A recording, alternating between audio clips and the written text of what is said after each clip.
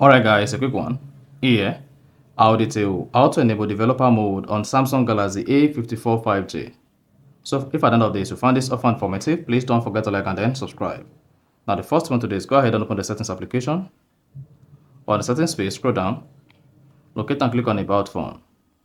Once you selected about phone, scroll down, locate and click on software information.